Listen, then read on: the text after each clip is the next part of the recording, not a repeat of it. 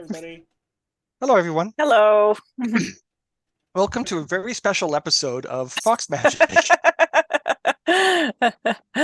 As you can see, half of our player base have other priorities at the moment, so we're just going to have a get-together, talk about all things gaming and geeky, and see where the conversation goes. If you are in our Twitch stream, you can throw in questions or comments, and we'll try to address those as well. Yeah. Yes, I know we're live. Although wasn't part of the plan as well as just having chatter to experiment with building a shell. Oh yes, yeah, that is something we can do. Actually, this last week I did, as a bit of a thought experiment, 2 character sheets using the advanced story point system coming out in March, using other RPGs. So I made a D&D character using the advanced story point system, and I made a Call of Cthulhu character using the advanced story point system. Specifically using elements from the original game. So for D&D, I use the 3 basic stats plus the race, background, class. And for Call of Cthulhu, I put in the sanity attribute. Mm-hmm. Yeah. So sanity replaces story points. Yes, and you can do screen share for that, right? Yeah, I could probably call it up into a screen share for it. Okay, Let's cool. see. Yep. Okay. So first of all, I will go to. So this last week, we went and saw Ant-Man. Mm-hmm. Yeah, Ant-Man and the Wasp: Quantumania, specifically. Yeah. Yes. Yeah, that was really good. Yeah, it was. Yeah, and I mean there was also a lot of humor in it. I didn't find that it had the sort of the slightly too jokey thing, which I'd had a little bit of a problem with Thor: Love and Thunder. I honestly thought that they were inserting just too many jokes into that one. But Quantumania, I thought they kept the right balance of sort of not taking themselves too seriously while at the same time, showing that yes, there are real stakes to this story. Yeah, I there think will be part a of the tragedy. Yes. Yeah, I think the problem with Love and Thunder was they were trying to copy Ragnarok, but Ragnarok had a very specific feel where that worked. And with Love and Thunder, it was more grounded on Earth, so that kind of humor didn't quite fit as well. Possibly. Unfortunately, I haven't seen any of the newer movies, so I'll have to wait. Okay.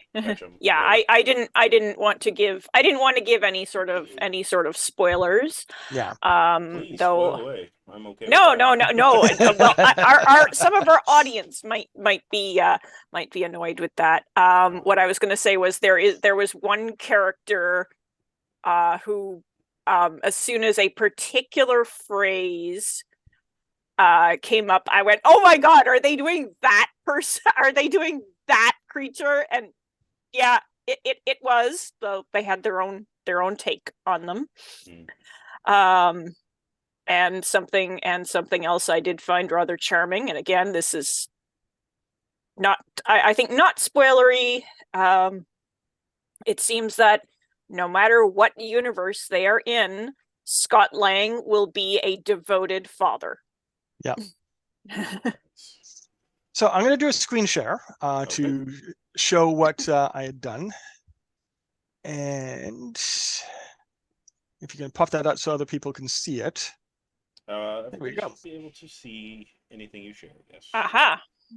As long as it actually shares. Yeah. It looks like it's sharing. Yeah, it just says it's sharing the screen. It's not showing it to me. Okay, I can see it. However, if you cannot, then that's I see that I think is a problem. Yes. No, I have no way of telling if it would show up to other people. Whatever I see, other people see. And okay. Unfortunately, all I'm seeing is a gray screen. It just says you are sharing. Odd. Okay. Well, what I'll do then, stop share, Mhm. is I will give a link to it in the Twitch chat, and then we can work from there. Okay. Although it would be much better if we could get it to come up on the actual screen. Yeah. I've been having some weird problems with Zoom lately. Notice how usually we're about 10 minutes into a stream and I will drop and have to come back. Hmm. I'm wondering if there's something bugged about it. I may uninstall it this week and reinstall it and see if that helps. Mm-hmm. Obviously, There we now that go. we're on a stream, it's not the time for that. Yeah. So click share. Send me the link and maybe I can. Oh yeah, there we go. Yeah, well, I just dropped it into the chat, so we can go from there. Don't see it yet. You want to throw it in The Discord for me? Twitch chat. Oh yeah, I can do that. Yes, definitely. So as you can tell, we're a highly professional operation here. Oh, absolutely.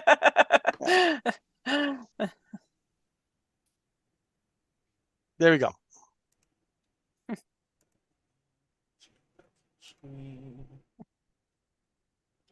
So, yeah, talking about the advanced story point system. The Fox Magic game that I'm running uses a simpler version of it coming from a previous edition. And the advanced story point system has been built as a toolkit for you to do any genre or any setting that you can think of, because it's flexible enough to meld to what you want to do, so you don't have to or sacrifice your own ideals for it. And there I went. Yeah. Unfortunately, for my screen share, it shuts it all down, unfortunately. Okay, well. That's odd. Huh. Well, I'm sure we could put a link in the YouTube later for people. Absolutely. And if you're following us on either Facebook or on Twitter or on Mammoth, actually, we have a link. Mastodon, that's it. We have a link to Mammoth. Sorry. Yeah. But no, that's fine. Yeah, I've already posted it there, so you can take a look at the example sheet. Can we put up? Is there a way of putting up the links on the stream to our various? So okay, good. Okay. Yeah. But yeah, so what happened was a long time ago, on an internet far away, I was working on a game setting and was trying to figure out what would be a good game engine for it. So I talked to John Wick, of all people. You might know him from Legend of the Five Rings, Seventh Sea, Orc World, a few other things. And I was asking him, well, what do you think would be a good system? Should I go with D20 because the OGL had just come out? And he said, no, what you do is you build your own game engine, one that is tailored to the setting you want to make so that you don't have to sacrifice anything for the game engine itself. And I took those words to heart and wound up building this with that in mind, which is kind of ironic because I built a game engine for other people to use as opposed to making their own. But yeah, with the idea of I don't want the game designers to sacrifice anything for the engine itself. I mean, that was kind of my thoughts behind the system that I started working on. Was I wanted a system that was very versatile, that we could put any kind of world into it and it would work. Yeah. And still be simple to play. That way, it promoted story narration, over, hugely complex mechanics. Yeah. With me, I've noticed that most universal systems are either incredibly generic and empty of almost any crunch. We're looking at the Fate system, for example, are a little bit convoluted, like Savage World, though some of the setting books I've heard are very solidly built. My group found the core rule book to be a little bit disorganized. Or they take it to the other extreme and become overly complex, like GURPS. Yeah. Mhm. I have a friend right now who's writing a system for Savage Worlds. He's Mhm. running a mech game, very much battle techy, and Mhm. he's come up with his own rules using that. So when we played, I found the system a little clunky. It wasn't Mhm. his stuff. I'm talking about the actual system. So Oh yeah, yeah. Mhm. I was trying to do a campaign where the PCs can basically step between worlds, kind of like incursions, get stuff, track what would be a good word for it? Criminals and stuff like this, bringing them to justice. So I had a whole bunch of the Savage rule books, and my players had a hell of a time trying to figure stuff out. Mm. Yeah. that can really slow roleplay down. Mm-hmm. Yeah. Well, it's really funny is if I don't have a grasp of the system and the players don't have a grasp of the system, it's almost completely roleplay and almost no combat. Mm. It's like, yeah, I'm not going to inflict the engine on the PCs by having combat. Mhm. We're just going to do a lot of role playing with the odd, freestyle combat thing. Yeah. Although, um, if you often if you can't get a good handle on the setting and how things are supposed to work, like that can impede role playing right there. You Yeah, need to have enough of an idea of like, okay, so what are the boundaries of what is possible in this setting? yeah, Like that. I mean, some people can do sort of a very freestyle storytelling thing, but I think everybody has to have a really, really clear idea of what the world is and what their and who their characters are. If you're, I'm the kind of player who, unless I've played a particular character before, I will often I'll often have to sort of develop them through the process of role playing. The whole thing with like, do your character quiz beforehand. Like I often can't do that because it's like I don't actually know who this character is yet. I'll come up with details during play. yeah. Two Uh, examples that come to mind are Lords of Gosper and Shadow, um, which is a spin-off of the Amber Diceless game system. And with that, I've had a few people say, I don't know what to do with it. It's too open because the concept is you can be from any world and you can cross over to any other world. And players basically wind up with decision paralysis, or as one of my friends had said, uh, considering that there's infinite worlds and I'm coming from one and seeing all these other worlds, are there any stakes with my world? Does my world even matter anymore? And I was like, that's a fair point. yeah. The other thing about not knowing the setting, when I first started running Legend of the Five Rings, my players knew almost nothing about Rokugan. They didn't know the story. They didn't know the lore. They didn't know customs and etiquette. And there was a bit of a learning curve. Yeah. Yeah, I did find Legend of the Five Rings.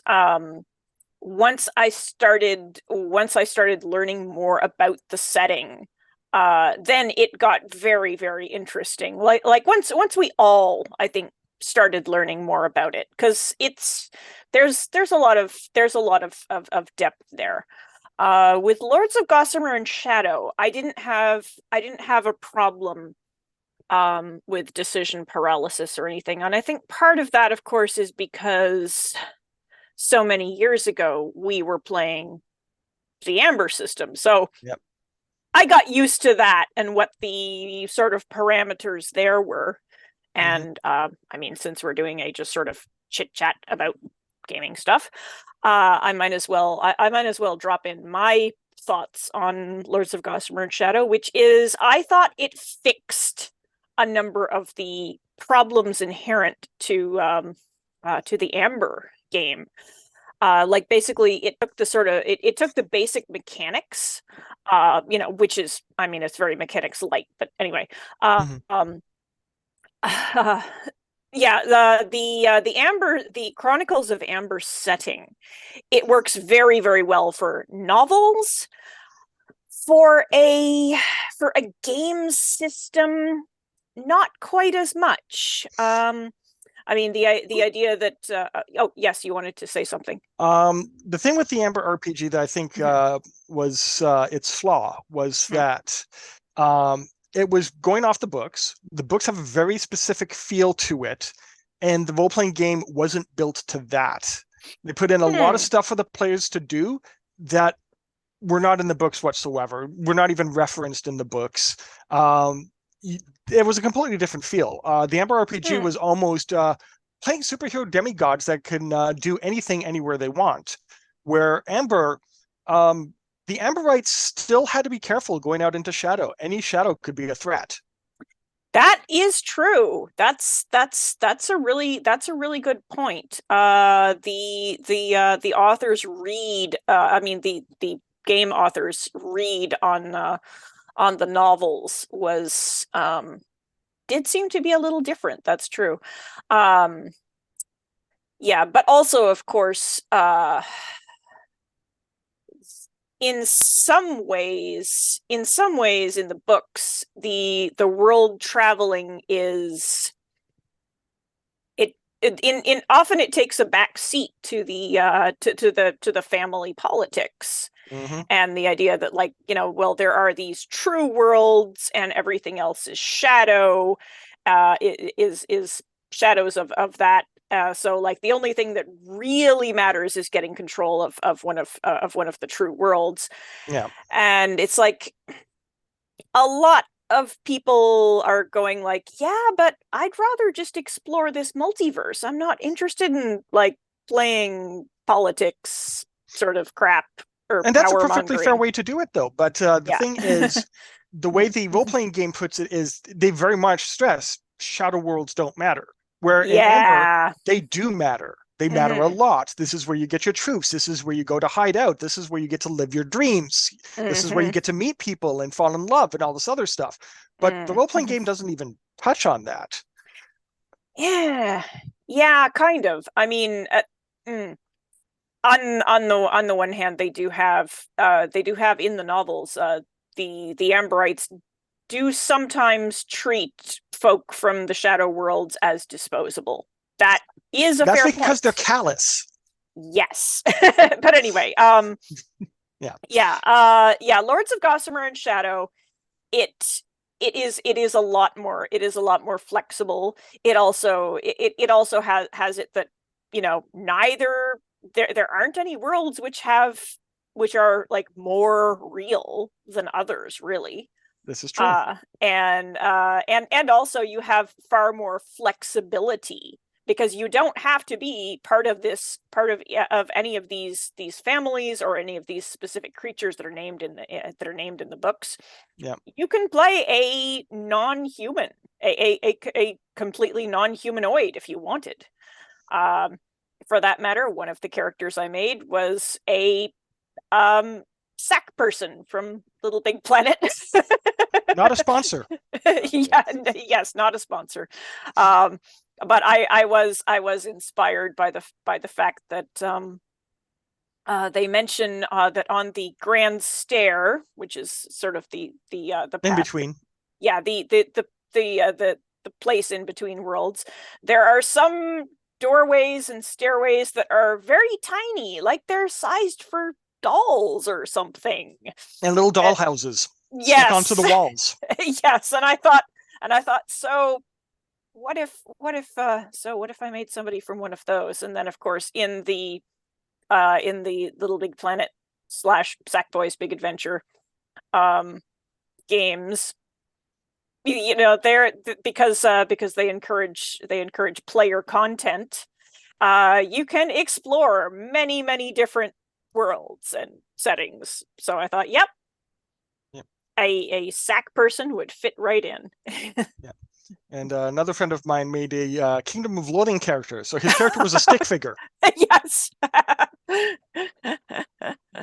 Who became a little... I was just going to say, I only played Lords of Gossamer and Shadow with you guys. And my character was from two places at once. Because the main character was somebody who was bedridden and was logged into a VR world, and then her character became aware and stepped onto the stairs, and they both did at the same time. That was a really cool character too. Mhm. Yeah. Yeah, and yeah, you can do that. You can do that sort of thing. And I mean, you can play politics or do the, or do the sort of cosmic role playing, or you can just explore. Yeah, yeah. There's a lot more flexibility both in what kind of characters you can make and what sort of things, what sort of campaigns you can have. Yeah. And at the moment, I'm doing a private Godbound campaign with 2 players. And I got to admit, Godbound is just a fun game engine. Oh, yes. I have Yeah. not played that one. Yeah. Basically, you're playing demigods. You have a spark. You have specific words which act as your domains. You have built-in miracles called gifts. And you're running around on a world where heaven broke. Oh. And basically, the world is slowly falling to pieces, and you're there to fix it. Now, mind you, I don't use the core setting. I always do my own thing. But Yeah. the first Godbound campaign I ran was Teenage Demigods in High School. Yep, Demigod High School on Earth. And Yeah. Then I did my D&D campaign with Godbound and had the PCs be the replacements to the Pantheon because all the gods got kicked out of heaven. Oh. Well, yeah. D&D gods are always kind of funny. Yeah, the way that they write the godly powers, the different sort of the different sort of domains a particular deity or demigod, whatever, can have, the way you build up, like the purpose of having your own cult or religion, what that does for you, the way you make holy artifacts, all that sort of thing. It has a wonderful flavor to it, and there's just enough crunch to give it structure. Yeah, well, it's an OSR. I mean, so it's basically it's a D20 game. It's built that you can attach it to other D20 games or port stuff from those games into it with minimum fuss. The role-playing game is free on DriveThruRPG. The deluxe version, which has mortal characters, mecha, and supernatural martial arts, that's the deluxe version which you pay for. But everything else is free, and you can play the game just fine with that. And I've made a 75-page source book for it. Ah, yes. Yeah. So, what did you? Oh, what? So, tell the people what you added. Oh, geez. Well, I've gleaned the internet for a whole bunch of additional words. I've written about 8 strifes. I've done 2 alternate paths of ascension. I completely rewrote the vehicle and mecha rules, put in a whole bunch of new words, grabbed new words from other people, added a couple of new races and lineages, added a whole bunch of secret societies and orders. The words, for anybody who is not familiar with this system, they are the aspects / godly powers. Domains. Yes, the domains, basically. And the strifes are divine martial arts. Yeah. So an interesting reason why they have mecha and why they have strifes is that when the guy behind Sign Nominee was writing this, there were suggestions about Exalted. So he put an Exalted patch in the deluxe section of the book. And without actually saying Exalted, explained how to do Godbound of those types, whether it's the terrestrials, the solars, the lunars, the sidereals. It's all there. So, and of course, sidereals means celestial martial arts. So I was gonna say Exalted using the Godbound engine. That could work really well. My next campaign. Oh, that is going to be my next campaign. Okay, I've already have plans in motion. I see. That's cool. Once I've finished one of the other 5 campaigns I'm running right now. Yeah. Let me know when you start. Will do. Yeah. Let's see. But yeah, Godbound is definitely one of the games that I really suggest getting. Pretty much anything by Sign Nominee. They release Stars Without Number, which was a Mm-hmm. OSR for space campaigns, and it has everything you could ever need for running space campaigns. Mm-hmm. One of the source books That allowed was good. my sister to play a Jedi. Mm, Nice. yeah.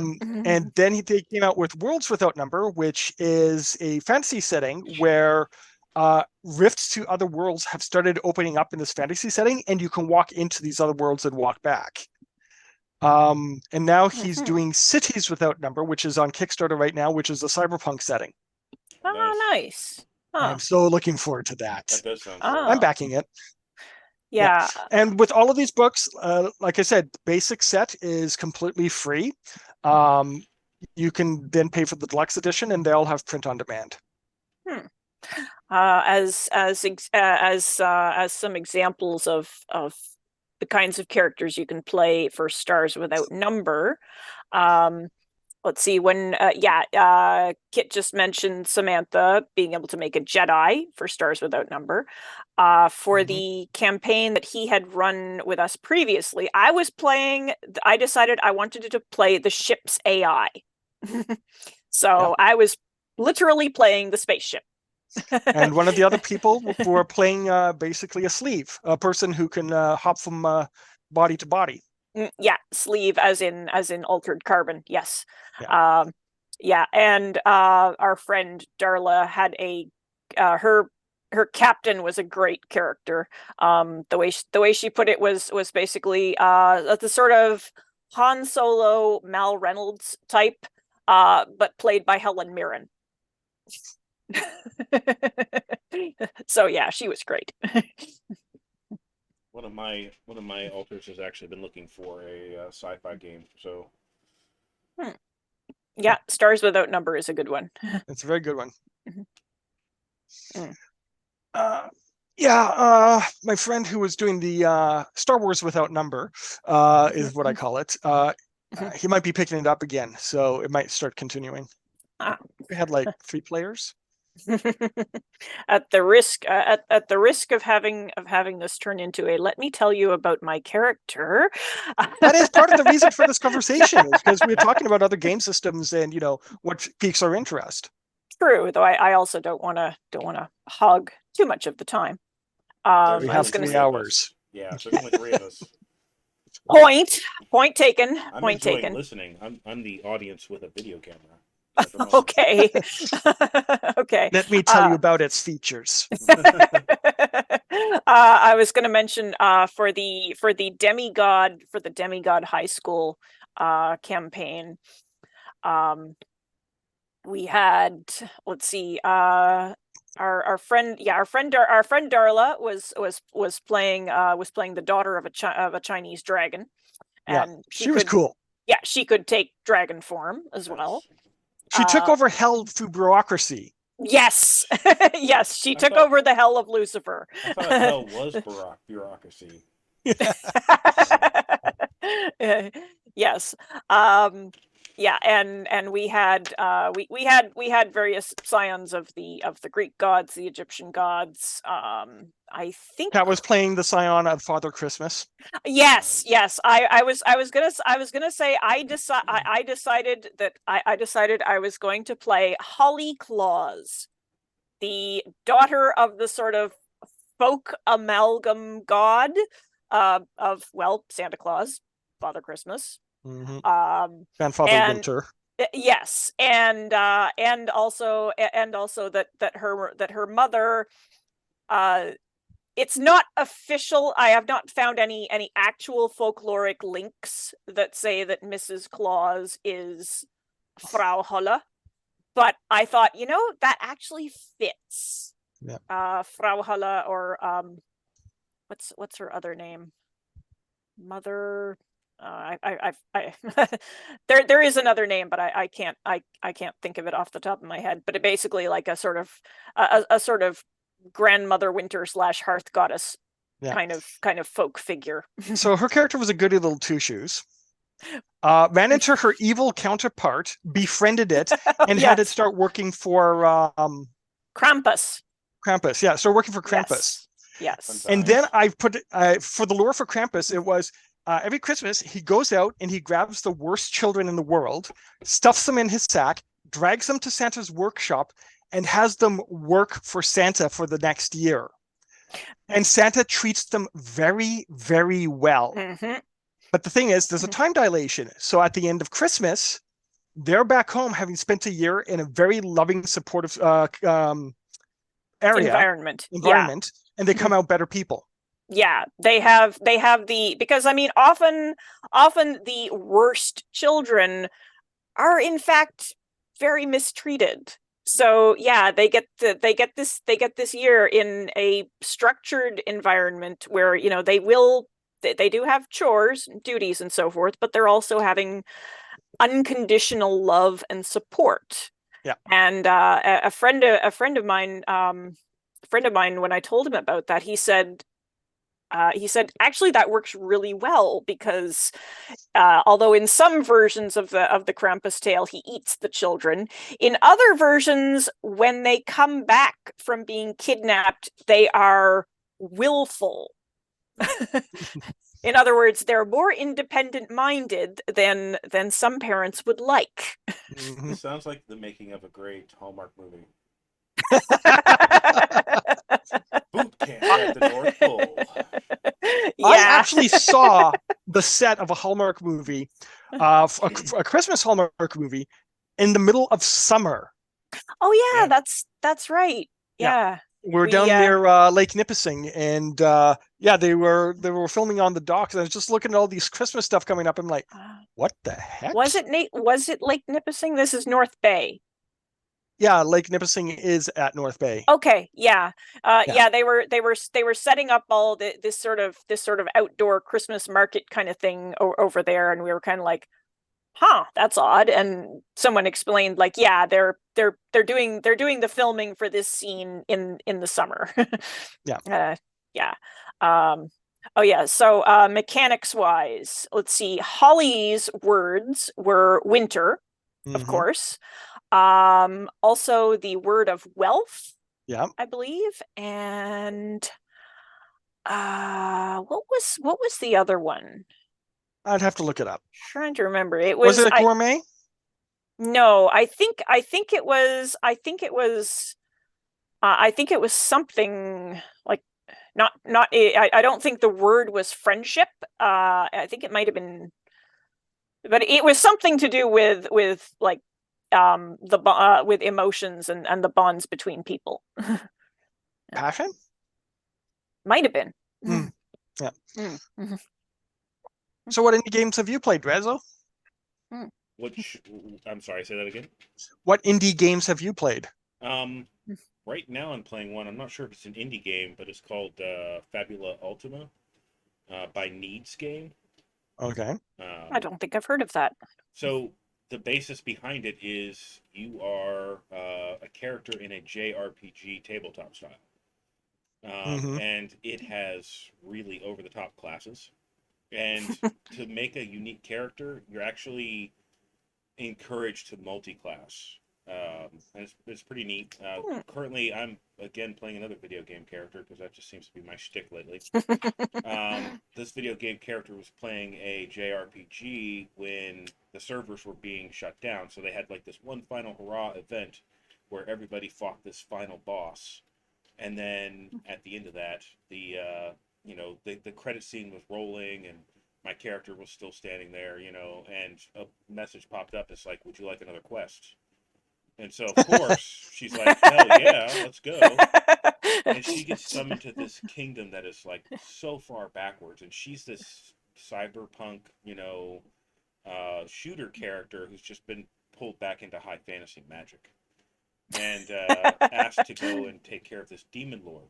The funny thing is this devil lord, demon lord, turns out to be another player, one of our other players, who was a king longer ago and had basically solved, so many different problems in the world.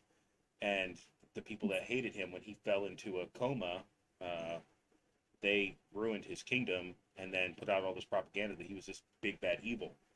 So they summoned me because there's signs of his resurrection. And he's just this really cool guy who's like, yes, I used to raise the dead to work in the fields and build cities, because that's most economical. The people didn't have to do that; they lived in luxury. You know, so you basically sold your afterlife for a good life.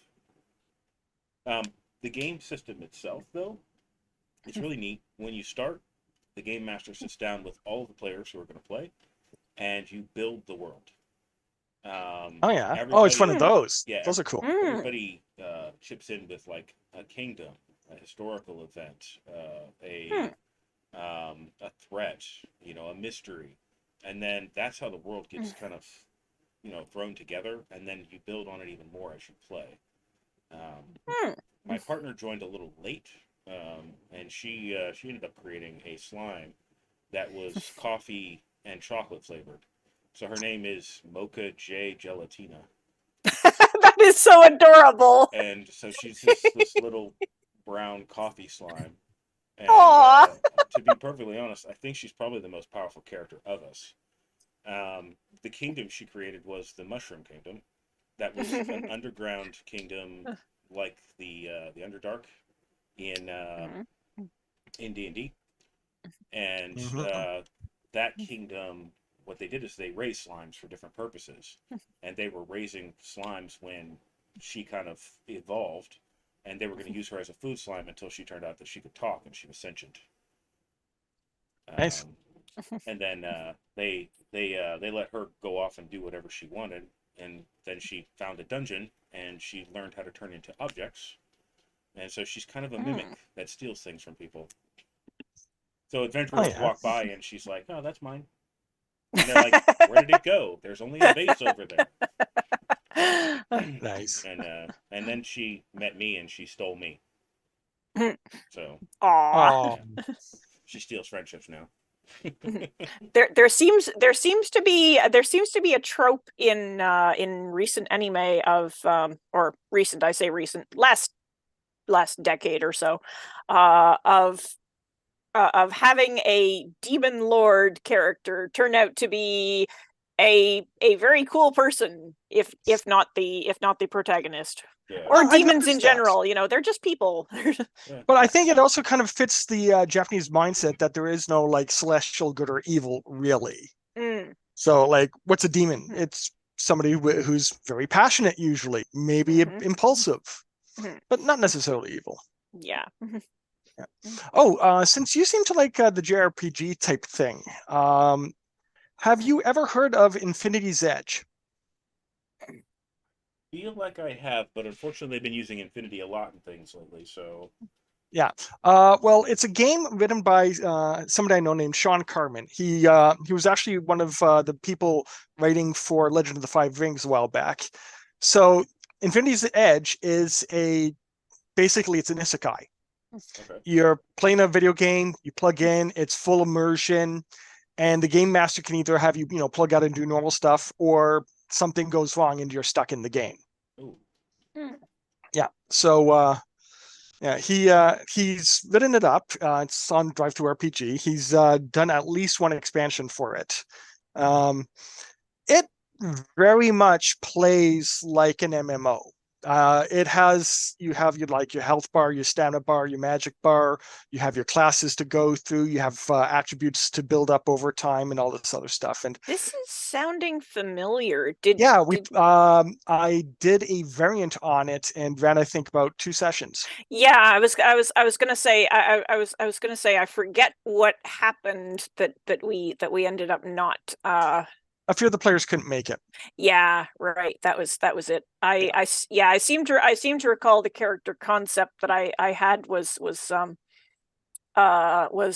one of these sort of slash fiction writers who is a fairly normal woman in daily life, and in the MMO world will always play the most ridiculously gorgeous men she can. Yeah. Oh my god, he's hot. Yep. Yeah, when I was setting that up, I was writing the game engine for it. Then I set it, 20 minutes into the future type thing. The PCs won effectively a lottery to try out this new virtual reality game that was supposed to, do all this wonderful stuff, and it got sabotaged. Mm, Yes. very Sword Art Uh, Online style. Yeah. So the PCs are trapped in the game. They're trying to figure out who each other are. They're in a environment where basically people are trying to civilize the region, and the PCs are with the group that's trying to resist it. Yeah. That So would I be got to have fun rough. with that. Yeah. Yeah. I was having fun with this. Anti-colonization. Yeah. And there was a prophecy around the PCs. So These yeah. four So I got to people have have fun with come that. from another world. No, Yeah. they were actually the reincarnation of elemental beings from the ancient past. Yes, because yeah, that's right. You wanted us to have each of our characters be elementally aligned in some fashion, right? Yeah. That Yeah. definitely sounds like a lot of fun. Well, I'll show it to you at some point. But Yeah. you're talking to me about a lot of Mhm. things that sound like they'd be fun, so I need to get involved with something more. Yes, yes. Yeah. Oh, yes. Yes, that reminds me. On the talk of building one's own campaign worlds. Not quite the same thing, but I'm remembering how in the Abney Park RPG, the steampunk futurism, Mhm. based on the world, the world of, well, the Abney Park band. Yeah. um, World's first steampunk band. Are they? Literally. Oh, wow. They're the ones who Amazing. started that trend. Nice. Huh. I Well, I'm pretty. Yeah, I was going to say I'm pretty sure. I'm pretty sure that I mean, steampunk existed alongside and before them. But yeah, for making very specifically steampunk If I themed remember music. correctly, they started in the late 80s. Wow. Seems I'll like have to those have been confirm around it, but Yeah, since I was going to say C2Os. let's definitely look that up. They also weren't always doing the airship pirates personas. That no, was no. a fairly But they were recent. still doing like they had kind of the techno gothic fae dream type music and all this other stuff. Yeah, yes, I was going to say their early albums. I'm pretty sure their early albums were 90s. Oh, well, possibly. Yeah. Anyway, yeah, part of the thing in Abney Park is they have rules for making your own sky city. Mm-hmm. Because yeah, if you decide that your character comes from a skyhold city, you can make your own. Do they have samples? I don't remember if they do.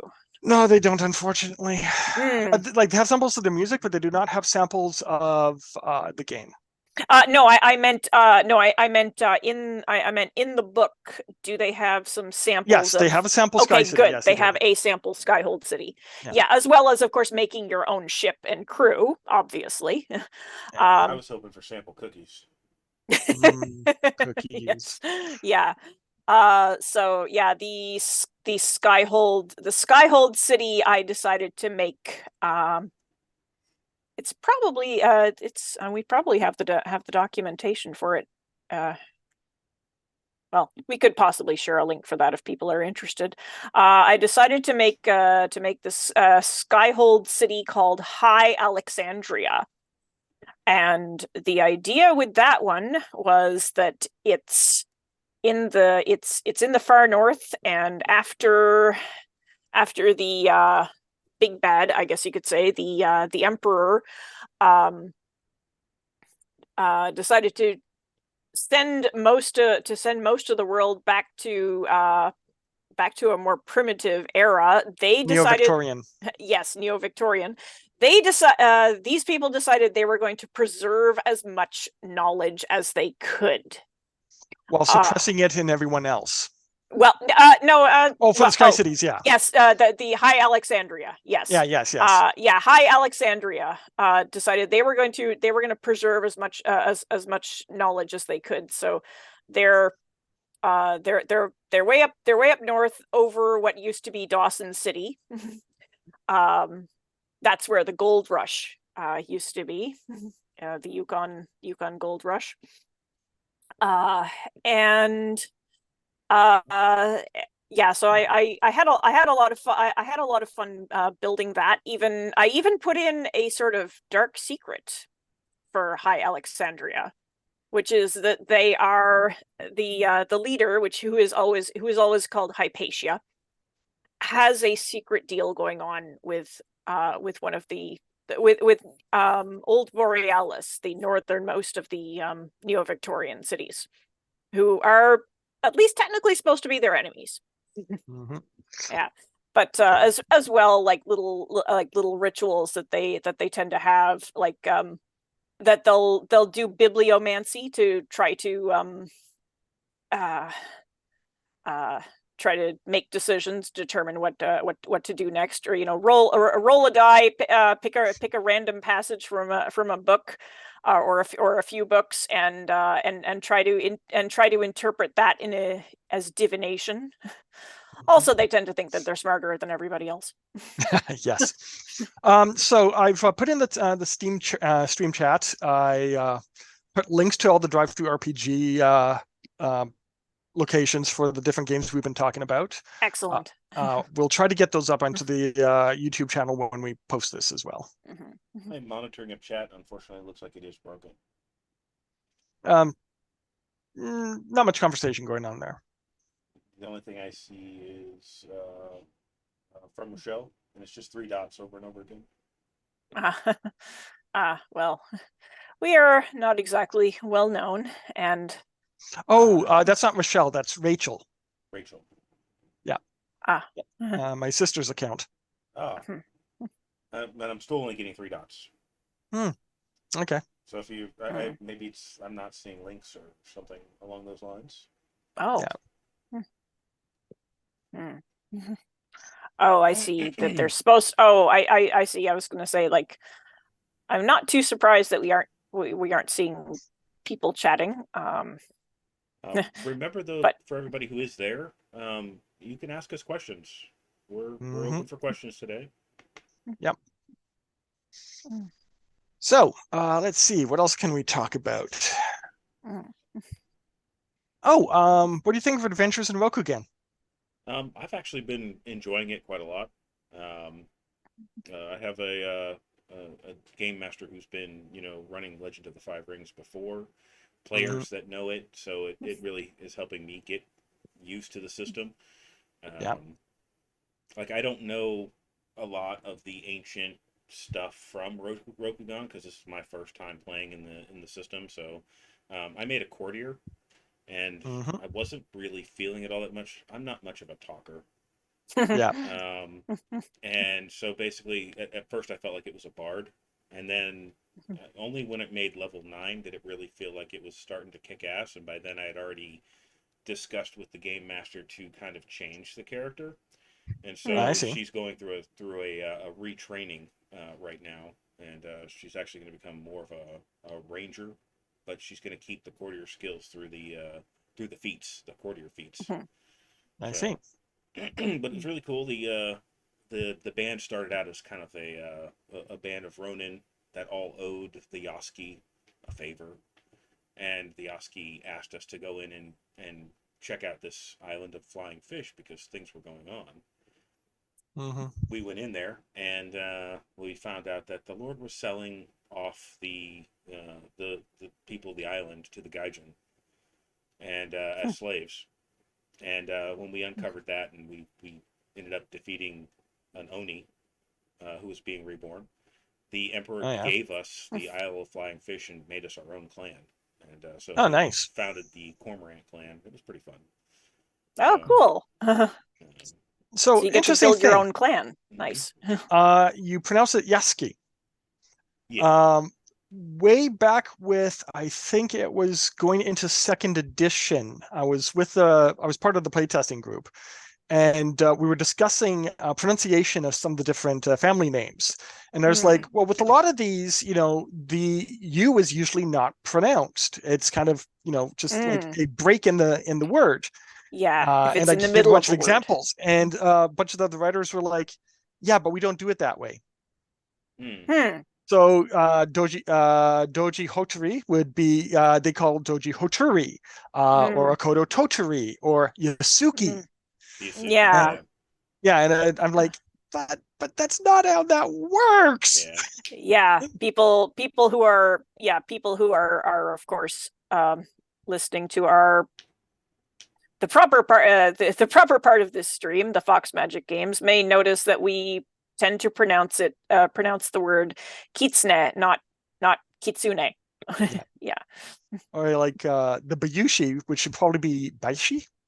That one I don't know. Yeah. I'm not sure about that one. It's Mhm. like it's not a hard. I don't think the skip over the U part is a hard and fast rule. Yeah, that is definitely true. Yeah, It's I mean with usually when there's an S in front of it. okay, I see. Yeah, languages are funny. Yeah. And we are not experts on the Japanese language. No, Okay. none of us Any are. stretch of the imagination. No, nor are we pretending to be. Yeah. We do our best pretty much, and we also do our best to help people who might be even more clueless than we are. Let's see if Rezo gets the reference. Should we teach them the secret of enlightenment? No, they are foreign devils. Simpsons in Japan. Oh. Yes, that was a humorous. That was a episode. great episode. Mm-hmm. And George Takei made a cameo. Yep. That BattleTech game that I was telling you about, that I played, he was the we used him as the Emperor of the Draconis Combine, or the coordinator of the Draconis Combine, and he was actually my uncle. Nice. So. Yeah, the Draconis Combine was, I think, my second favorite. My first favorite was House Davian. Oh, the evil villains. Got it. What? The Davians are totally the evil villains of the story.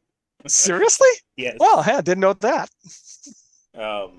They represent that holier than thou group that thinks that they can just go in and run everything, and they pretty much start wars specifically for that reason, because they're noble and pompous. So they're the good guys. Okay. If you ask them, they're totally the good guys. Yes, I don't know anything about this setting. But the group that I was playing in, we were just a band of pretty much misfits that made a mercenary band. I was a Kurita, several times removed, and I literally took the fall for something I didn't do to save honor for somebody else who was higher up the line of succession to become the coordinator. Yep. I was just their cousin, so I took that fall and was pretty much, put somewhere on the periphery to kind of live my life and not be bothered by the Combine. Sort of like Musha Shugyo. Yeah, and so I joined a mercenary band, and then that mercenary band got pretty much annihilated, and the player characters pretty much took over. So we got our own mercenary band. By the end of it, we had kind of started to unite all of the southern periphery as one large nation to start, working our way towards the next succession war. Yeah. For those of you who might not be familiar, Musha Shugyo was something mentioned in Legend of the Five Rings. Basically, a samurai who declares themselves Ronin or gets made Ronin and goes on a walkabout. You can also do this as a political move where you want to have somebody go do a mission for you, but you don't want to take the blame for it. So you exiled them and turned them Ronin for some sort of crime of some sort, which basically gives them the freedom to do what you need to have them do. Sounds like something that they did to you. It does, especially since towards the end I got notice that my line in succession had moved up from like 40 something to third. And I'm like, I'm now third in line. That's much more responsibility than my character wants. I will now protect the first and the second in line. Yeah, there you I go. have to tell you the funniest thing that happened in my adventures to Rokugan. We were playing at Winter Court, and we had uncovered a plot to assassinate the Emperor. As you know, at Winter Court, you're not supposed to carry your weapons. One of our party members is a ninja, and he was very good at disguising, so he disguised himself as a Sepun guard. And he managed to get access to the Emperor's quarters. One of our other party members was a Shugenja who had passed through water. She was basically able to, if there was a thing of water, she could pass through it and bring people with her. So we all got in there ready for this fight. And the fight happened, and we all got bloodied. And the Emperor went down several times, but our Shugenja's like, no, you're living. And brought him back enough times that finally we won, and we're all bloodied. And so this ninja that's with us, I had already arranged a marriage for him. Now, we're all Cormorant now, but the Emperor doesn't know who he is because he's in disguise. So the Emperor's like, okay, I'm going to give you all rewards now. And, he rewarded our Shugenja with something. He awarded our leader with something. He turns to me and he's like, I asked you to find a husband. He's like, I'm not going to do that. I'm not going to make you do that. I'm actually going to gift you one. And then he went to the Sepun Guard. He's like, I'm going to give you her hand. And we all had to make rolls right then and there to find out if we were going to crack. And my character's the only one to crack. It's like, he just gave me his hand. He's not a Sepun Guard. So that night, he of course slipped out of the Sepun quarters, and the story is that that particular Sepun Guard must have just went Ronin because he didn't want to marry me. Oh. And so I got another Sepun Guard as my husband. So if way back in the day, the story with Legend of the Five Rings is that the Scorpion clan performs a coup, kills the Emperor, tries to take over the throne, fails. Yes. So I was running pre-coup, and I got the PC party to the coup itself. Since they had so many members of the Scorpion clan with the PC party, they were made privy as to the reason behind the coup in the first place. So we had a Dragon Clan Shugenja, specifically an alchemist. They're in this henchmaid. Yes. During the coup, the ninja are running around trying to find the Emperor's son because the Emperor is dead. And the Shugenja sees the Emperor's son with some Phoenix Shugenja. They killed this girl and had her look like the Emperor's son so that he could get away. So the Shugenja screams, which draws all the ninja. So she goes running as if she was being chased by the ninja, and she's like, oh, my lord, and all this kind of stuff, and doing all the proper stuff. And he's out, oh, yes, of course, you recognize my, my authority. My authority and stuff like this. So the ninjas show up and start attacking. The Shugenja are fighting the ninja. So she's like, well, here's a potion that will help protect you. So the Emperor's son's bodyguard takes a little taste of it. Okay, this is good. Hands it off to the Emperor. Next one. And they all being taste tested. And then the Shugenja stops, they stop doing the taste testing. Next one, just hands it right to the Emperor's son. He swings it back. Fiery death. He explodes. Yep. And me being the game master, I'm just like, what? Okay. Yeah. Sure. Yeah. Oh yeah, our friend who played that character, he did an amazing job with that. Yeah. So the Scorpion won the coup. And Bayushi Shoju is sitting on the throne, and she comes forward to explain what happened and begs forgiveness. And he's just kind of looking at her and going, yeah. Yeah, she slap was on the wrist. Yeah, she was this tiny, adorable waif.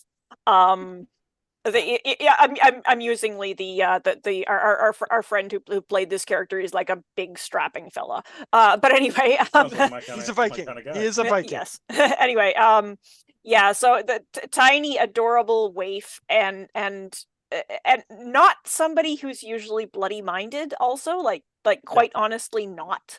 But this is somebody who was corrupted by a demon lord and all of that. So yeah, and so I think Paul failed his diplomacy role in explaining, and so he was like Suki just breaks down in tears, I'm so sorry, I had to do this, and Yep. instead of being delicate and Kit was like, yeah, Bayushi Shoju is not going to punish her for that. It's funny because we didn't have, of course, that would basically stop the Day of Thunder. except that one of our players, known for having his characters explode messily, made I think it was a crane with like imperial blood running through his veins, and the taint. Oh yeah. So what would happen is every now and then, when the PCs are in combat or something, I'd be like, "So, you could in theory do this thing and get this power to help your friends," and he'd be like, "Oh yeah, sure," and his taint would go up. And then later on, "Yeah, you could get this other thing. This would help you." "Oh yeah, sure," and his taint would go up, and he's probably aware his taint is going up. Kat was playing the crab Shugenja, who's supposed to be keeping tabs on him to make sure he doesn't go corrupt. Yeah. So the PC started fighting a elemental terror, and it was, if you did this, you could single-handedly take that down and be a hero. And he goes, "Oh yes." So his taint jumps to twice his void rank, which means he becomes lost, and Fu Ling bursts out of his torso and flies off to the capital. Yep. And thus exited the third character of that player. Although, also you did have one of his previous characters show up, and he had an interesting story. Oh gosh, yes. Yes. Yuri. You might be able to tell it slightly better. So this was a Shugenja of the Unicorn Clan, and he was at Winter Court on the wall. And he runs into a dragon Shugenja who's like, I could teach you some really good magic. There's, these secret spells and all this kind of stuff. And he's like, "Oh yeah, okay." So she's teaching him Maho. Oh no. The blood magic. She's also teaching him how to channel. Teaching him how to channel the taint into the land so he's not tainted by it. So he learns a number of really nasty spells. And one of them is called Dances with Demons, which allows you to give yourself or other people advantages or disadvantages. Oh, yes. So what happens is the PCs had already gone through the Tomb of Uchuban. He brought his horse into the dungeon. It got diced into mincemeat in the second hallway, and we nicknamed it Sausage. Oh, yeah. Yeah. Yeah, so he didn't have his horse. No. Yeah. Well, actually, yes. But I'll get to that. We're getting there. So what happens is... pieces. No, so what happens is... he really likes this dragon Shugenja. So he casts Dances with Demons on her, specifically to give her the flaw true love to him. Okay. He succeeds. I wish that you would fall in love with me. Yep. He succeeds in the casting. She fails the resistance check, so she falls in love with him. Except that she's the true demon Kyoso no Oni. So she transforms right in front of him, and the PC party is like, "Oh crap!" And she's like, "So, would you like to come to the Shadowlands with me and be my husband?" And he just kind of looks at her, looks at the group. Okay. Yeah. And that's how his character leaves the game. Tell me something. Is this the guy that was the bard with us in that one Gestalt game? Okay. No. Does that sound so familiar? We actually haven't had contact with this player for quite a long time. Yeah. So what happens is later on during the Day of Thunder, I have him come back as an Atsukami or Atsukashi, basically the fallen angels of the Shadowlands. So he's coming up. Yeah. So he comes back on his Akutenshi horse. Yeah, that's it. He comes back on his undead horse in full regalia with Kyoso no Oni to help the PCs fight this evil scorpion faction, the Shadow Tower. Yeah. After taking them down, he looks at the PC party. The PC party like, "Do we have to fight him now?" And he's like, "My responsibility to you is done." And he goes back to the Shadowlands. Yeah, but when we met him, also we were like, "Why are you helping us? Why should we trust you to, why should we trust you to turn against against the demon Lord Fu Leng?" And he said, "Fu Leng tried to kill my wife." And we're just like, oh. So it's like everything worked out actually fairly happily for those two, apparently. Guys, I need to take about a 5-minute break. Yeah, we'll take a 5-minute break. Okay.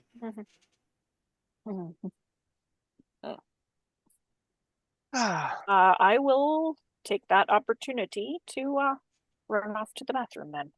All by myself. And Escape Kit singing. Don't forget to turn off your camera. Or not. Sorry, Kat, I was putting bunny ears on your head. Oh.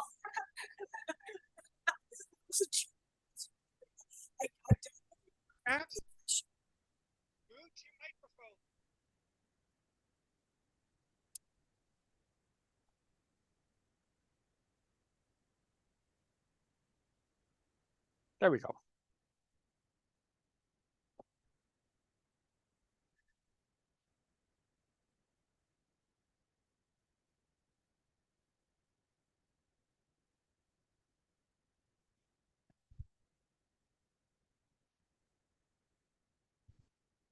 So yeah, we have links to all the RPGs we've been talking about. Those will be put onto the YouTube channel with this video.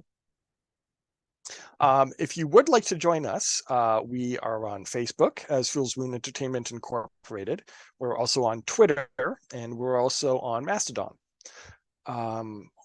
You can also find links to us at www.foolsmoon.ca or .com. Either one will work. We have a number of role-playing games that have been out. Mare Fantasy, which is available on Drive-Thru RPG, soon to be print on demand. We have Fox Magic, which is available in PDF and print on demand.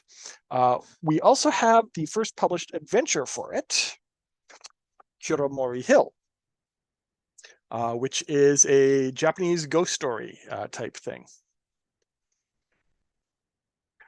We have also, through Silver Press, released the game called Wittershins, where you play living toys, protecting humanity from the things that lurk in the shadows. We have a Pathfinder class for first edition Pathfinder called the Ruin Blade, and we have one called the Mystic Archer, again available on Drive-Thru RPG. We also sell on Indie Press Revolution as well. So, if you are interested in any of our work, please feel free to give us an email at foolsmoonei@gmail.com, and we will try to get back to you. If you're interested, we will also help people prepare their own RPGs, work on their own game engines. We have artists that we can get you in contact with. We will handle the publishing and distribution, and help you get your name out there.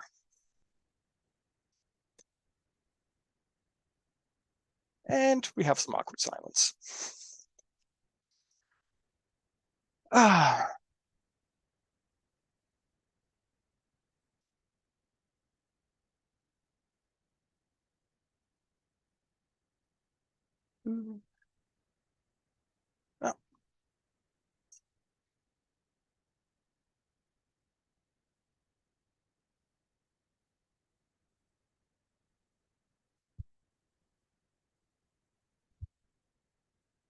Also, if you happen to be an independent game designer and you would like us to take a look at your games, possibly talk about them on stream, we're going to be having these get-togethers on the last Thursday of every month. So yeah, we are more than happy to help independent writers and game designers have their stuff discussed on air. As you can see, we've already done a few today. Not a sponsor of this video.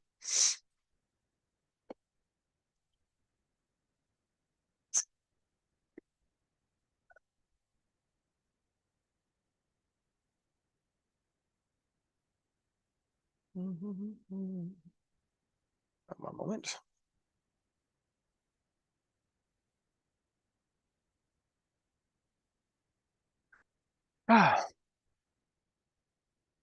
So, I'll talk a little bit about.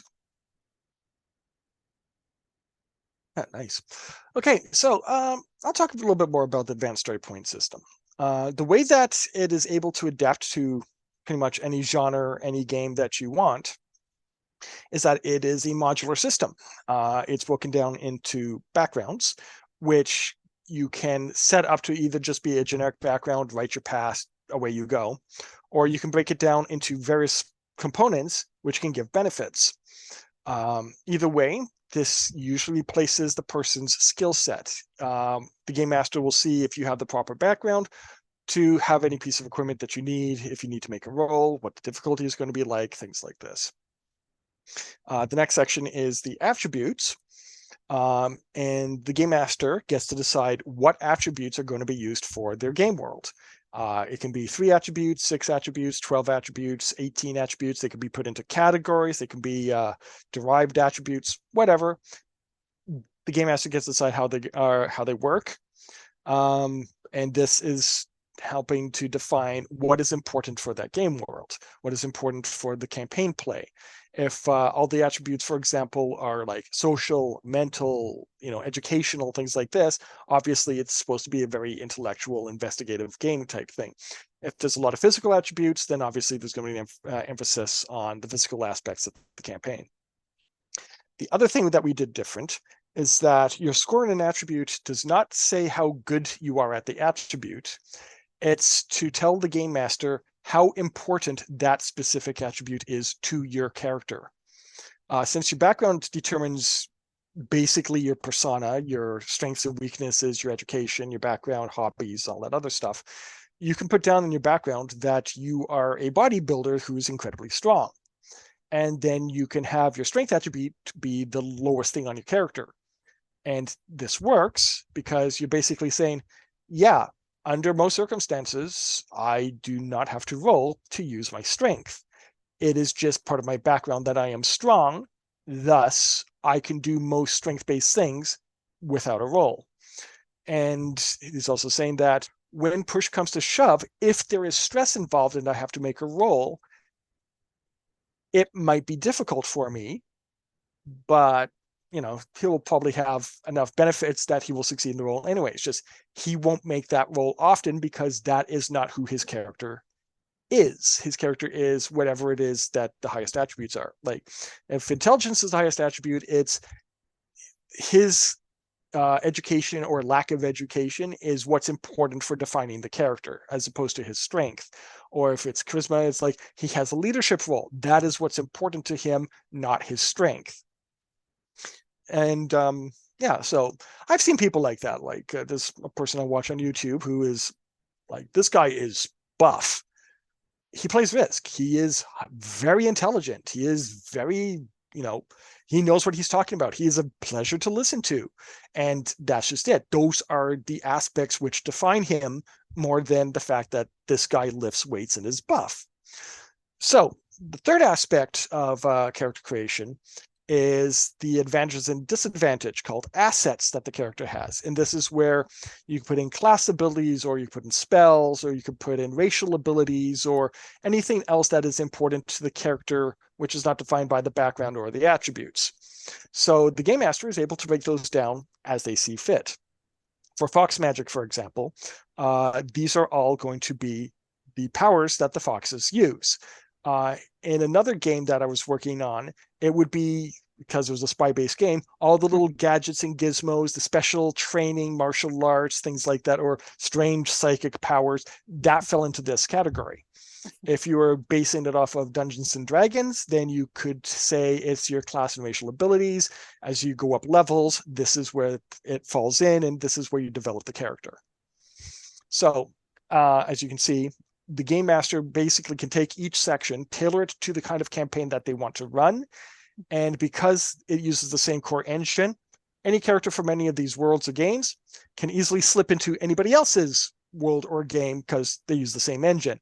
And since all the abilities work along the same principles, you don't really have to change anything. Hello. Welcome back, Kat. Hello. Yes, so the spy engine, or shell. Yeah, shell. Shell is going to be called Cloak and Dagger. Yep. I did another game. This one, we did about a couple of examples that we're putting into the ASPS rulebook when it comes out. And one of them was the idea that your character wound up getting into an accident, and coming out of it, you see how the world supposedly works and the conspiracies behind the scenes trying to stop you from making the world what it should be. And you have the ability to bend reality to what you want. And yeah, you have people trying to stop you. And was that Checkmate? no, Checkmate is a different one that we're working on. Okay. All righty. Yeah, that one's I think the next one that we're going to be putting into the pipe for our Kickstarter. Mm-hmm. Yeah, we tried to do a Kickstarter for it early, but we weren't ready for it. Basically, you take the people that are being beat down by society, by the corporations, by poverty, by lack of education, all this kind of stuff, and they find a chess piece. And when they get the chess piece, they get contacted by something that says, "Hey, you want to turn your life around? If you do, let's play a game." And they offer a easy little quest for you. And if you succeed in the quest, you get stronger. And you start developing, using these chess pieces to develop supernatural powers. But physically, mentally, socially, you start becoming more than human, to the point where you start breaking what humans are capable of. And the question for the game is, when you have the power to overcome what you were, what do you do with it? Do you try to make the society around you better, or do you use it to get back at your tormentors? And some of the, as I recall, some of the early quests that this mysterious figure might ask you to do, it could be something like compliment your neighbor, or take out the garbage. Steal some office supplies. Yeah. And at some point, one of the quests tests the character's ethics. And if the character is unethical, then the person giving the quest goes to see just how far they can push you. So it's like, yeah, what kind of person are you really? And once you get the your dream desire, because at the very end, you're effectively allowed a wish. The question is, yeah, you get your wish. Was it worth the price? Yeah. And the game is open-ended on who the mysterious Grand Master is, the person who gives you the quests, helps you get the chess pieces. It could be any number of things. We offer like 3 or 4 different suggestions to the game master. My favorite one is that the Grand Master is basically a person from a parallel dimension. The chess pieces are used to have people from that world jump into your bodies and take you over a little bit at a time. So like my favorite form of the of a demonic contract, where it's not so much that you're selling your soul in a mercantile fashion as you're opening a door further and further until eventually the demon is wearing you like a cheap suit. Yeah, though for this campaign, it says that a good way to do it is that there's other grandmasters. This grandmaster is trying to stop the incursion, and all the other chess clubs are the bad guys being taken over, and you have to stop them somehow. Without letting them know that you're getting all these powers and abilities without succumbing. Yeah, so you get to play a double agent effectively. That one, hello. That one, unfortunately, it does push buttons for me, so I would never run that version. But I know some people would probably enjoy it. Unfortunately, I've come in the middle of the conversation, so I'm not sure which. We're talking about Checkmates, the RPG that I was working on. Oh. Yeah. Yeah, since I believe after the Advanced Story Point system and Keepsakes comes out, I think that's the next one we're working on. Either that or Triumphi. Oh, that one that you were working on,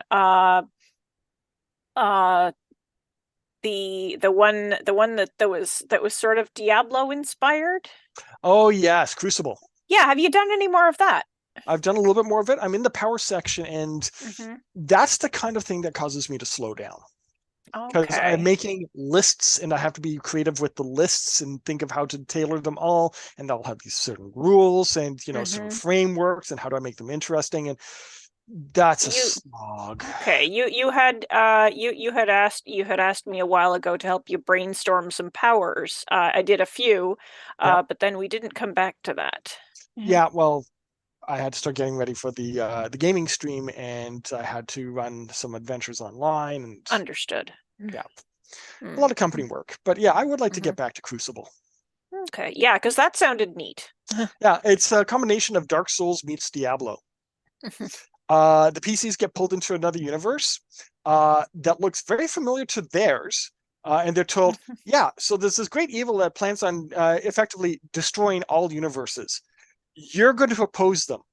And what's going to happen is you fight here. If you die, this universe is destroyed. We shunt you to the next one, but you get to keep everything you've already got, and you can try again. And we have an infinite number of universes to work through. Sounds like Crisis on Infinite Earths. Quite possibly. But I was thinking kind of like with the Dark Souls, where it's, oh, you died. Well, guess what? You're back. You die and you wake up in the king's chamber, only the king this time is slightly different and is like, welcome, heroes. You have come to save our world. It's like, I've heard this stick before. Yeah, okay. That's the kind of thing. But also the idea is that some of the people might actually recognize you, but some won't. Because in this universe, well, you've already existed, but... Now, is Dark... I have never played Dark Souls. Is that is that a roguelike, or is that something else? No, it's not. No. Okay. It's a Souls-like. Basically, it is a super ultra hard video game where when you die, you come back with some of the abilities from your previous. It's sort of like a roguelike, but there's a price for every time you die. Oh. Yeah. There's a bad ending. Oh. Lovely. Wow. Yeah, because every time you die, a piece of your soul is shredded. Oh. And a lot of the undead things that you're fighting were people like you at one point. Oh, interesting. Yeah, it is a very dark game. Yeah, well, I mean, I mean, you could sort of gather from the title. Yeah. Yeah. I haven't played it, but I've seen some people play it, and I've seen some people's like, yeah, so I'm going against the hardest boss early with underpowered stuff. Oh, I won. They didn't actually touch me. Yeah. And I'm just like, how? Yeah, I am. I mean, some people are simply amazing at video games. I am extremely picky about my video games because I have found I have a fairly steep learning curve. And yet you played Alice Madness Returns. Well, I beat it. I played the first one on easy mode, and I mean, I got you played the first one, you cranked it up to the hardest mode and still beat it. Well, I mean, yeah, that would be like the third or fourth time I played it, though. So yeah, but you did it another, I think it was like under 3 months. So that's pretty impressive. Well, yeah, and now she's playing Hades. Yes, which I love. Yeah. I saw somebody play a touchless Hades run. I don't know what that means. They went through the entire thing and beat the game without being hit. Good God. Wow. I know. Yeah. Now again for a game, there has to be something that allows a casual player to who just wants to be there for the story and or aesthetics to be able to slash. Yes, well, story and aesthetics to be able to get into it. Yeah. And allows for a learning curve as opposed to throwing time challenges at you when you're still figuring out the controls, Assassin's Creed 2. Not naming any names. Yeah. Yes. Anyway, but I am also and have been since I was a very small child a huge mythology geek. So of course I was keenly interested in this one, and I have to say, like, they have done an amazing job, I think, at adapting the mythology.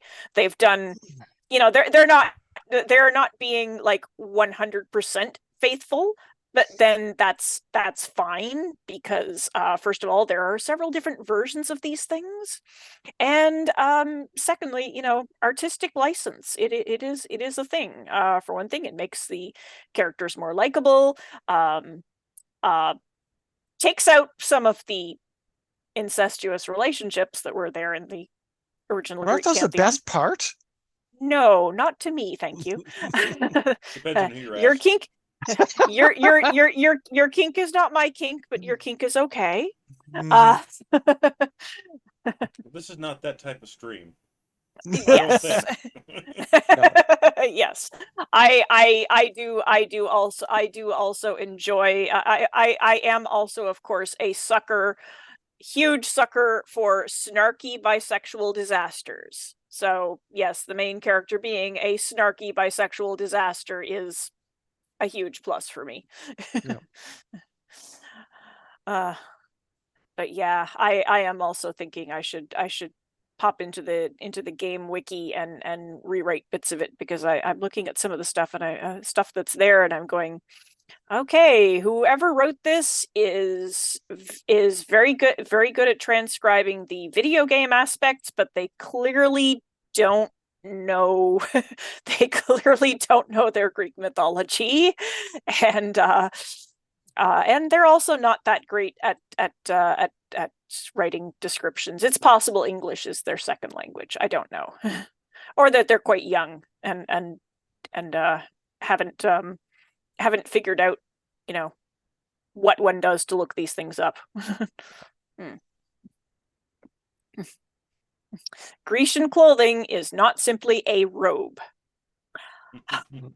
But I won't go into a long rant about that. No, it's a robe and a loincloth. No. Also no. Toga. Nope, God, that's toga. Roman. Yep. No. For okay. Apparently I am going to go into this. We goaded you into it. You plan was a did. success. You did. Jeez. Yes, it's yeah, but yes, you. Now I forget what the term I'm looking for is. Anyway, yeah. So the standard, some of the, like, the standard piece of Greek clothing for men, was a chiton, that sort of tunic.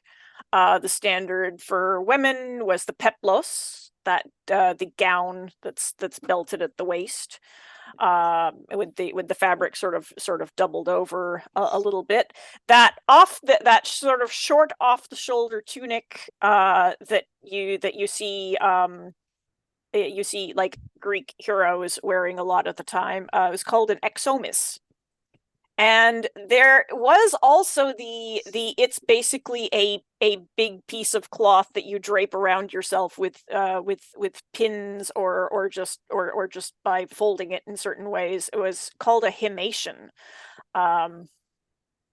Yeah, so there's that.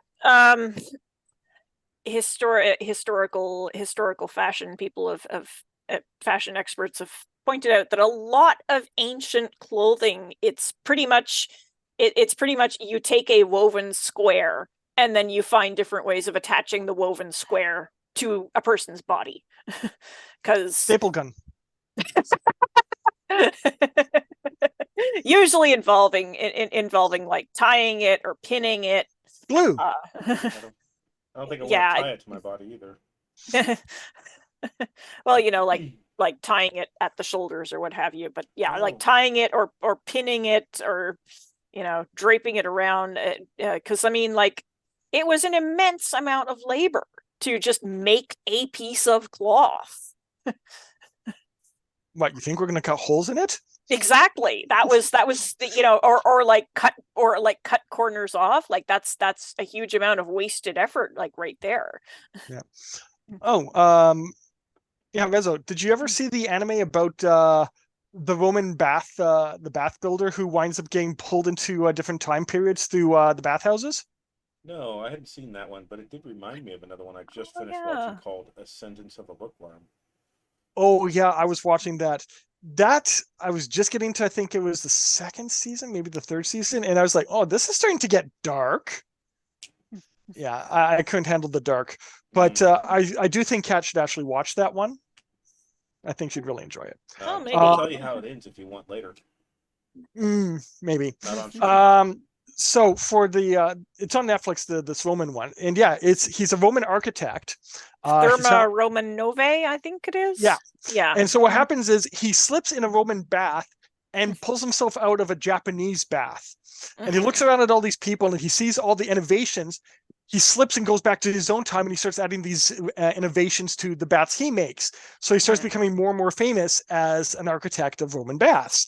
And he keeps on popping back and forth and coming up with new stuff. It's actually very entertaining. And the last episode, the payoff is just amazing. And yeah, I did see one bit in the trailer where he experiences a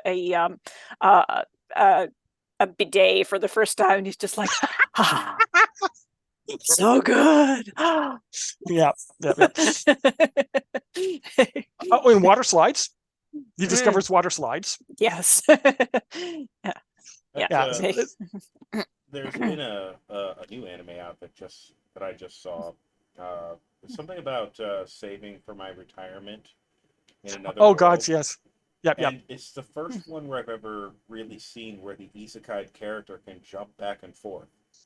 Yeah. And I'm like, I found out why she can do that, which was actually kind of amusing. I haven't gotten that far yet, so. Yeah.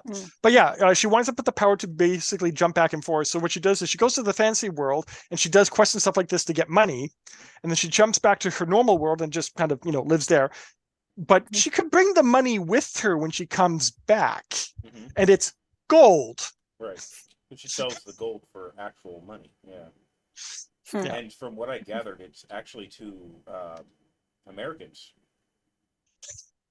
So, yeah. She gets trained in guns by an American mercenary band group. So that's as far as I got. No, World's Greatest Assassin is still one of my favorites. Which reminds me of something else I've noticed in a lot of recent isekai. It's in the reincarnated as a slime. It's in the assassin one. It's in a few others. Basically, they got rid of the love triangle, more or less. So the main character has a few people that are interested in them. Okay, it's fine. No big deal. Death March does that as well. He's got he has a small harem. He's not interested in them. They're all interested in him. And they're not really competing with each other as such. Right. Yeah. Mostly because and then, they're going off the fantasy trope of, polygamy. Yeah. So. And this is happening a lot. The World's Greatest Assassin, he's got 3 girlfriends. The fruit of evolution. Oh gods, yes. I am watching that and reading that at the moment. Going back briefly to the Hades game, one of the many draws for me was the fact that not only does Prince Zagreus have a male and female love interest, but you can have both of them in a poly relationship. Yep. And you can have a really close friendship with somebody of the opposite sex, and it won't be romantic. Yeah, and a strong asexual bond, or for that matter, you can just decide, my version of this main character is going to be ace. Yep. You don't have to have any relationships. Yeah. Well, you have the relationship, but it's as a close friendship platonic, rather than a sexual. Yeah. Or as Aphrodite says in the game, there's all sorts of different types of love. Mm-hmm. and they actually prove it. Yep. So yeah, that is one of the things about that makes it a really good game, and I'm very interested in the sequel coming out. Yes, and yeah, and relatedly, like there are many of what the improv group I used to be part of would say would call the serious "I love you" in the game, mostly between parental figures, not as a romance thing. Has that passed between him and his dad yet? No, I don't know if they're going to get there at this. I mean, they've, their relationship is improving, but It's evolving, I don't know yeah. if they'll get there. It'd be interesting. There's a Hades 2 already on the horizon. Yep. Yes. Yep. Yes. With the Mister. so yep. The other child of Hades. Yeah, the writers explained that because there is so little written about the children of Hades, they decided, we have a lot of artistic freedom here. Mm-hmm. I'm still wondering what's up with her off arm. I'm guessing that is one of those things. It's a sign of her status as the princess of the underworld. Yeah, there's been some speculation it's undead. Or it could be something related to her knowledge of sorcery. Yeah. Since it looks like she's going to be more of a caster character than a warrior character. Mm-hmm. It definitely looked interesting what little bit I saw of it. Unfortunately, I haven't played Hades, so I highly recommend it. Oh yes. Yeah, and also the character designs. Yeah, Supergiant Games has like their main staff artist is a lady named Gen Z. I've seen some of her stuff elsewhere, and she's so good. I'm sure there are other people working on this as well, but she's the name I know, and her character designs are gorgeous. The setting designs are great as well.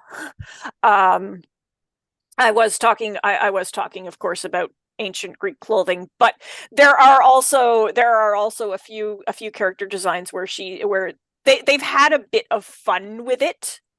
They're not going like strictly historical, and one example is Hypnos, the god of sleep, he's mostly a comic relief character.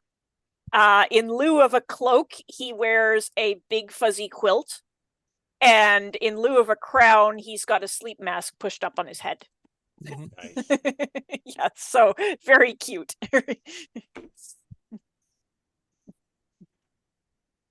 Have you ever tried not being serious? Oh yes, the advice he gives the characters. And he's apparently like that with everybody. I was looking at the some Reddit posts from players, and one person mentioned that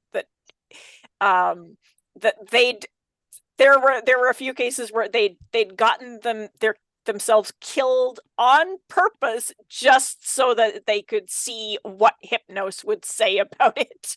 What kind of advice he would give. Like, oh, I see you got yourself this time it says you got yourself blown up by that by that weird weapon that you stole. Next time, try shooting at the other guys. Yeah, I've been starting to do the Hypnos thing to cats every now and then. Just out of sheer amusement. Yes.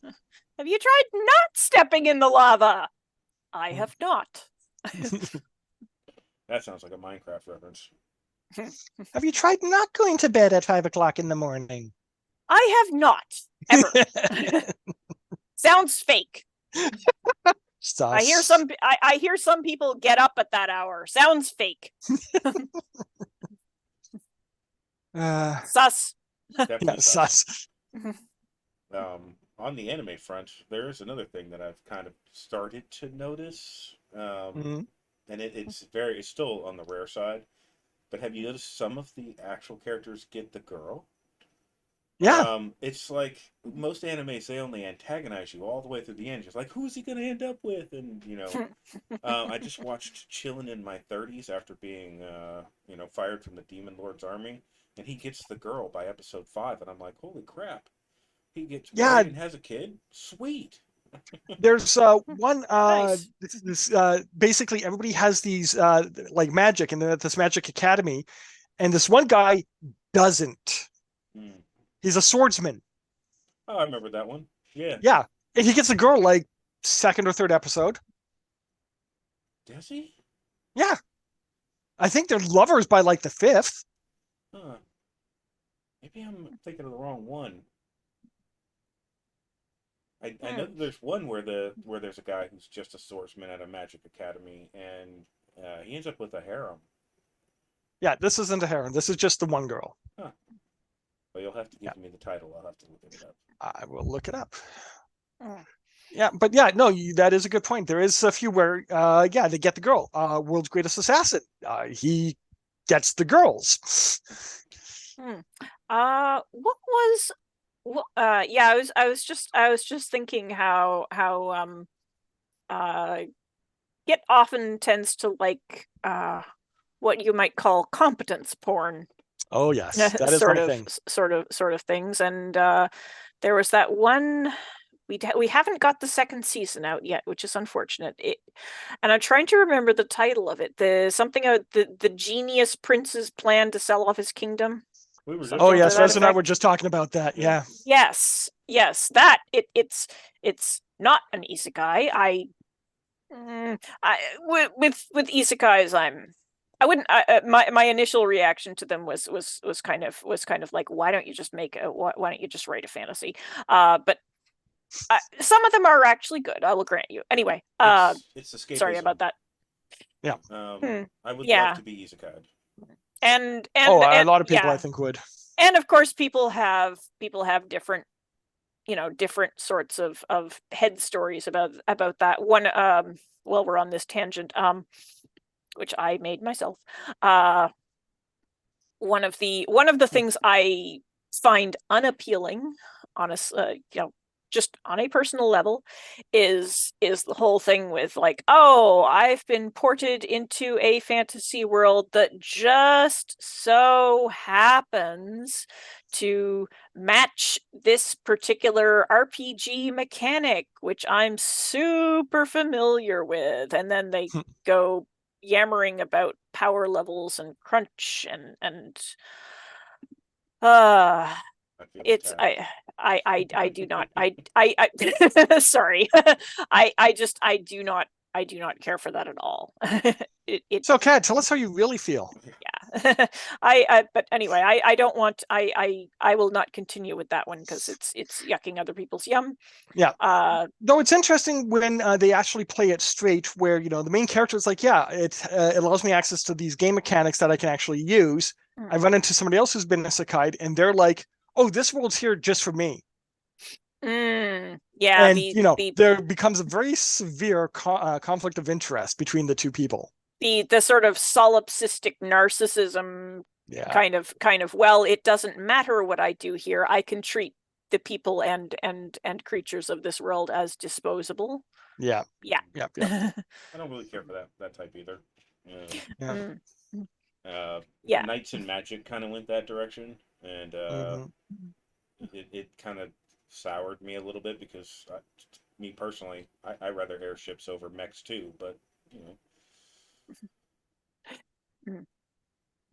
Yeah, I was quite glad when Kit told me about one series in which they had actually had an antagonist with that sort of, well, hey, this is just my power fantasy and I don't have to care what happens to the people of this world, and that attitude was being very specifically called out in that one isekai, and I was like, good for them.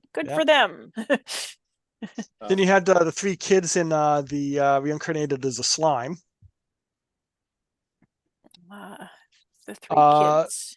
Yeah, you got the three kids from the other kingdom when the war happened. The girl who can make anybody do what she wants by talking to them. The guy who had like the super strength, and then the other guy with the super speed. Oh, gee, That must it's have been been a the while. season I haven't seen. Okay, well, I won't go into further detail Oh, then. okay, yeah. But It's- yeah, that one. I do love the reincarnated as a slime series. It is I was very hesitant about it at first because, as I said, my initial impression of the isekai subgenre was not a good one, but Kit recommended it very strongly, and also it is like the perfect example of Shintoism. yeah. It does have a very Shinto sensibility, as you say, in the best possible way. Yeah. I would recommend an isekai that just recently came out, Mhm. Campfire Cooking in Another World. And the main character of that one is isekai with 3 other guys, shield hero style. And they go up and they're talking to each one of them and like using this magic tablet to find out what skills they have. And this guy's skill is online grocer. Yes, I've been following. I've been Oh. watching that. I love it. Yeah, And they- yeah. Kit was telling me about that one. It doesn't sound like my cup of tea personally, but It is so adorable, but especially yeah, that Kit- little Kit- slime Sui. Oh, Kit Sui. likes it. I love Sui. Sui is just so. It's like, I'm gonna call you Uncle Fel. And then he's like, "Don't call me Uncle Fel," and she's like, "What?" Oh, I think I saw that. That was very cute. So the anime I was talking about was called Chivalry of a Failed Knight. I have seen that one. I don't remember him getting the girl. I'll have to go back and watch that one again. Oh, not the Genius Prince one. Yeah. Okay, No. that's another one. Yeah, that one. Yeah, I am very, very interested in seeing how that one goes. The Genius Prince's Guide to Raising a Nation Out of Debt. Yeah, that was the one. That was the one. It is a not isekai fantasy, and yeah, the main character is a little too competent for his own. Well, not for his own good so much as To his detriment. yes, to the detriment of his own goals. He begins by like going like, okay, well, my country is pretty much destitute, so I'm going to try to find some sort of excuse to like sell it off, and then I'll retire. I won't be prince anymore. I won't have these responsibilities. Yay. So let's I just started watching that one today. oh yes. You're in for a treat. Then yes, I was going to mention a few of the things that happened, but if you're just watching it, I will not, because I don't want to spoil that. Yeah, literally, I'm going to start episode 6 or 7 when we're done with the stream. So, because I always watch my anime. Oh, okay. So you've already seen a few of the things that happen. Yeah, he's sort of that initially. He's sort of. Is it that he decides to do an invasion, or that he is forced into war? I forget. He's forced into war. Yeah. Right. Yes, he is forced into war, and he thinks, okay, well, yeah, we'll just we'll put up a token effort. We'll put up a token fight, and then we'll gracefully surrender, and the other kingdom will own us, and once again, I won't have any responsibilities. Yay. Yeah. But he's a brilliant tactician. yeah, the other kingdom is like, we will crush them, and he's like, well, I'm not going to allow that. Yeah. So yeah. On YouTube, there's a few channels I follow where they will give a rundown of various animes, and this is how I've been finding most of my anime. I'll be looking at that one, no, that doesn't interest me. Oh, that one looks interesting, then I'll track it down and start watching it, and oh, that one looks good. And because then you don't have that thing going of like, oh, it seemed like it was going this direction in the first couple episodes, and then it took a turn. You already sort of have okay, here's where it's going. Yeah. No, Yeah, the I thing can see the that's purpose to that. one of the things that I don't like with a lot of anime is it starts off as a comedy, then it gets darkly serious near the second half, and I'm like, that's Mm. not why I came here. I came here to feel good. Yeah, Yeah, and that was Bookworm, Mm. and Mm. Yeah. Yeah. Mm. And I can see how how this would happen organically when you are writing a story, of course. Because you might start off going like, oh, hey, I have this fun premise, and then you think through the ramifications of it and go like, oh. Yeah, for a finished product, I do think, giving the audience a heads up Yeah. about the tone would be good. My sister's reading I'm in Love with the Villainess. She finished the first book, which got really serious near like the last eighth of the book. And she was just like, made her way through it. And she's like, okay, yeah, this is good. Got book 2, started reading it, and she's like, I don't know if I want to read this. It's going to turn serious again. Mm. Mm. Although, did they not for the sequel at least give a sort of heads up that there will be a happy ending here? Because no. No. Oh, I thought you mentioned that it opened with the two main characters as like grown adults. Not grown adults. It's I think 2 to 3 years after the events of the first book. Yeah, but basically in the future, kind of going, here's how we got here. Oh yeah, they do that. Mm-hmm. But yeah, still. That does give you a heads You up still that kind of things get will you turn still out go through the okay. ringer in the first book. Fair.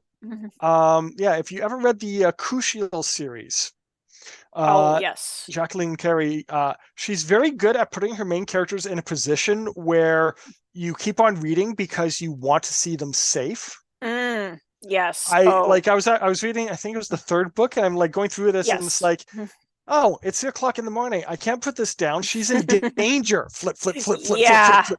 But she is in a terrible place of darkness and suffering. And yeah, also she is Jacqueline Carey is as well very good at a couple of things. Portraying her characters.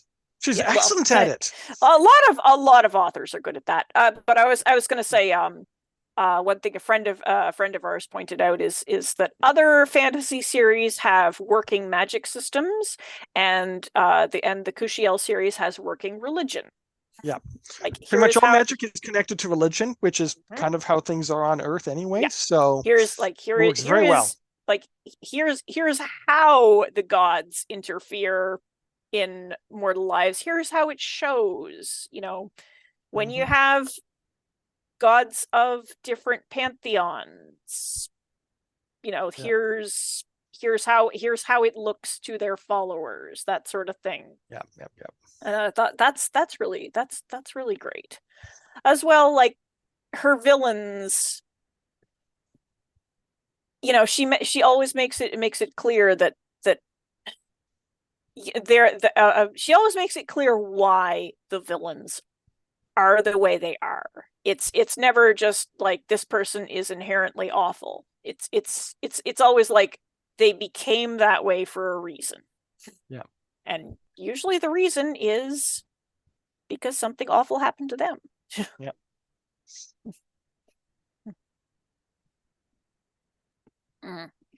It is close to 10. How long do we want to go on? We could probably stop here. It's been about 2 hours. We've covered a lot of ground. And I mean, it's... Oh, sorry. Before we stop, I think we should talk a little bit about the next charity stream. Yes. So we're looking, I think, for June. We're going to have to start contacting... we're going to try to start contacting game masters who want to run during the charity stream. We want to mostly promote indie games, but that's not going to be exclusive and exclusively indie. Okay. We're going to have a public poll to see what kind of charity we should be backing. We'll probably have a list to present as options, but we'll listen to our audience. For people who haven't seen one of our charity streams, often it is a 24 to 48-hour stream where we play different games. We have game masters and players log in and actually play throughout the entire time. And you can watch, participate with your chat, and also donate to the charities that we are supporting at the time. This time around, we are going to have a poll for which charity we support, but also what games you would like to see out of the list. And a couple of the slots will be filled with our audience's choices. That sound right? It sounds right. Okay. Okay. We didn't end up making a shell, but then screen sharing turned out to be a little more complex than we had anticipated. Well, at least I discussed the mechanics behind making a shell. Mm-hmm. Yeah. So, well, like I said, we'll probably be doing this last Thursday of every month, and we have plenty of opportunities to show how things work. Or doing something similar. Yeah. Yeah. Do we want to invite maybe a guest host next time around? I think so, yes. Somebody who's Oh, not there's a good idea. a regular in the Fox Magic game, but maybe that we know. I have 3 or 4 people on the list that I can probably tag. Okay. I think I have 1 or 2 who may be interested, but it'll be a scheduling thing. But I'll talk to them. Yeah. And then we'll decide before the next Thursday stream for this. Gabbing with gamers, is that what we're going to go with? Yeah, probably. Gabbing with gamers? Okay. All right. Well, thanks for joining us tonight, everybody. Yeah, thank you. And hello, Lexi. Welcome to the stream. Okay. Okay, so take care, everyone. Thank you for watching. We'll see you next week. With hopefully Fox Magic. Yes. Yes. Okay. Take care. Everybody have a good night. Yeah. Good night. I